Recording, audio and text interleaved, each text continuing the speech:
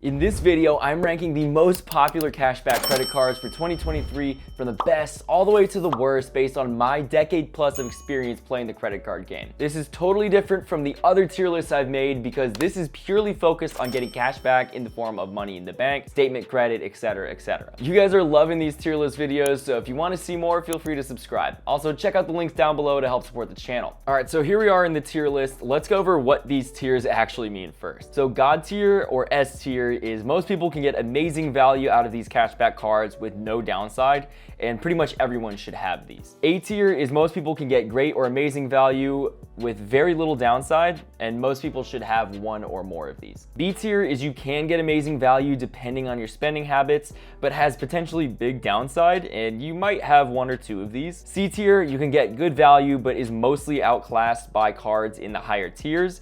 You probably got these earlier in your credit card career and maybe don't use them anymore. And lastly, the D tier is for non-cashback cards. Generally, these are points cards, and you're just better off spending the points on higher redemption values. You can spend them on cashback if you want, but you're losing out on a lot of value otherwise. And lastly, in the trash tier, just don't even bother with these. These are never gonna be worth it for any circumstance, basically. All right, so first up, we have the American Express Blue Cash Every Day. This is going to be an A tier card for me, and this has been pretty consistent with my other tier ratings. For this card, it comes with a $200 sign-up bonus, but that's after spending $2,000 in the first 6 months of having the card. So the biggest ways that you're gonna be earning cash back with this card is the 3% at all grocery stores, excluding like Walmart and Target. So that's pretty solid. And then the next one is also going to be 3% on gas, and that is also capped at $6,000 of spend per year. All other spend will earn you 1% cash back, which is all right, but you can definitely do better. And then it also comes with a credit, which is $7 per month or $84 per year on the Disney bundle, which is pretty solid. So that's why this is an A tier card. And oh, by the way, there's no annual fee.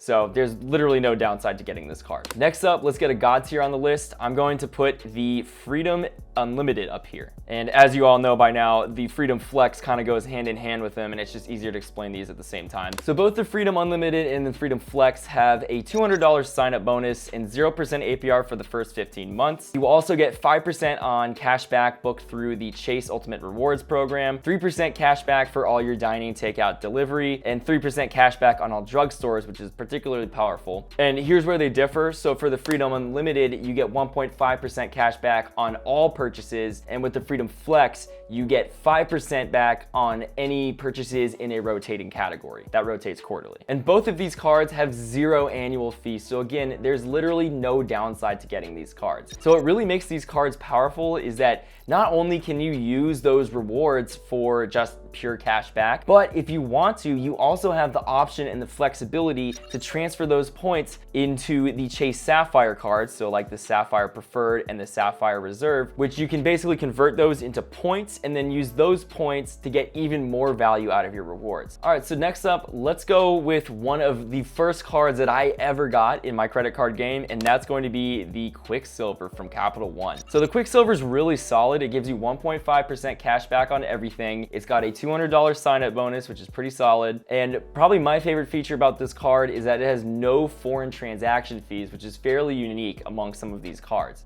So again, it's not like the most amazing card, but it will fill a gap early on in your credit card career, and you can keep using it if for whatever reason you can't get one with no foreign transaction fees. All right, so let's keep working our way down this list. Let's get some C tiers on the board. So we'll go with the Discover It Miles card. So this is one that's going to be outclassed by the Chase Freedom Unlimited. So basically what the Discover It Miles does is it gives you 1.5% cash back on all transactions. I don't know, the Discover It card, like, it's just kind of outclassed by a bunch of other cards, and I personally just don't recommend picking this up at all. Like, you can if it's your only option and it's not going to be bad for you, but I just wouldn't recommend going out of your way for it. And to be completely honest, a lot of the Discover cards are actually like this, like the Discover It Rotating Categories card, essentially. It's just outclassed by the Freedom Flex. There's really no reason to get this card, besides if you're just running out of sign-up bonuses. So basically, I mean, you go with these Discover cards if you don't have any other options, but generally, like, just don't go out of your way to open these. All right, so let's move back up the ladder. So let's get the Apple card on the board. So now the Apple card is pretty good. It gives you 2% back on anywhere that you can use Apple Pay, which is actually a lot of places these days. So it's almost effectively like a flat 2% card, but not quite, which is why it's not going to be in the same tier as those, but it is pretty good. And another notable feature is it allows you to open an Apple HYSA. So if you have an Apple iPhone, obviously you have a good way to use your Apple Pay, so you can get that 2% rate. And then you could also open that Apple HYSA, and everything just works pretty smoothly, pretty seamlessly. So if you're a fan of just keeping things nice and simple, which you probably are if you like cashback cards, then Apple Card might be a good pick. It has no annual fee, so there's no downside to getting it, and it opens some doors. So if you got the room for it in your credit, might as well pick it up. So next up, let's get one of the real 2% cashback credit cards on here. So we're gonna start with the Citi Double Cash, which is the first 2% cashback credit card that I ever picked up, and was one of the earlier ones in my credit card career. So like the name suggests, it gives you a flat 2% cashback on every transaction. That's it. There's really no other craziness to it. There's no other perks, especially on the Citi one. It's just flat 2%. So there's no sign-up bonus, but on that same note, I'm going to put the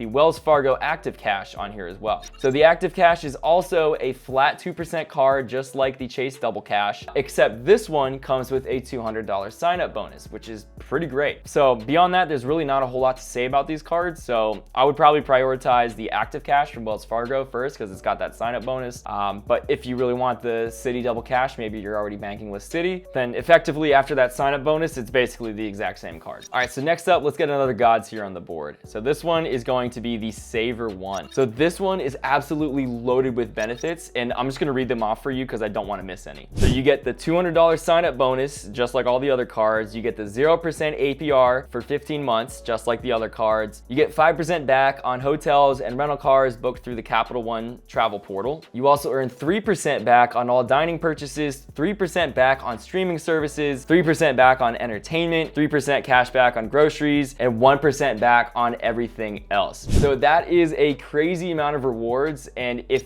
I had to pick just one singular card as a cashback card, I would absolutely go with this one. And also, it has no foreign transaction fee and no annual fee, so you can really take this card anywhere. It's extremely versatile in like basically any budget. And again, because it's in the God tier, this is one that should be in everyone's wallet. And for another God tier card, we have the Citi Custom Cash. Now, what this does is it comes with a 5% cashback rate on any transactions in the category that you spend the most in per month. Now, there is a limit of up to $500 of spend per month, but that's still pretty versatile, and that's an extremely high rate of return. On top of that, you still get the usual like $200 sign-up bonus, but you have to spend $1,500 in the first 6 months. You also get the 0% APR for the first 15 months. So again, this is why it's in the God tier. It's built to fit into basically anyone's wallet, and there is zero downside to even getting it. All right, so these are all the major cashback credit cards that are really good at that, but let's list a few other ones. So Venture X, that's 2x points, so those points are generally better spent on stuff besides cashback. So that's why this card is in the D tier, along with the Amex Gold, the Amex Green, the Amex Platinum. Again, these all earn points, and those points are better spent on higher redemption categories if you can afford it. Same thing with the Sapphire Preferred Reserve. You got the Citi Premier, that's points. Delta Sky Miles is points. Wells Fargo Autograph. This is a great card that I recently just picked up, and I did not realize how powerful it was. The autograph card is basically like the Chase Sapphire Reserve, but it has 0 annual fee. Just thought I'd mention that one. I know a bunch of you had asked me to throw that in the next credit card tier. So yeah, there it is. Next up, we have the Built card. Now, this is generally an easy God tier, but again, you earn points and not cash back. Okay, so same thing with the Marriott Bonvoy, as well as the Amex Everyday, and then finally the Ritz-Carlton card. And then for the trash tier, as you guys know, Credit One is not the same as Capital One. So Capital One, let me find one. There's Capital One. Capital One, Credit One, they look really similar, but Credit One is an insanely predatory credit card company, and you should not touch any of their cards basically under any circumstance. And then same thing with the JP Morgan Reserve and the Amex Centurion. These are basically just carbon copies of the Sapphire Reserve, and the Amex Centurion is basically carbon copy of the Platinum without any additional major benefits, just besides being able to flex. They're invite only, and they cost an insane amount of money to keep open per year. So generally just not worth it unless you're insanely rich. And if you are, then you probably don't need to be watching this video. Thank you so much for watching. I really appreciate all of you guys. Have an awesome rest of your day, and I'll catch you in the next one.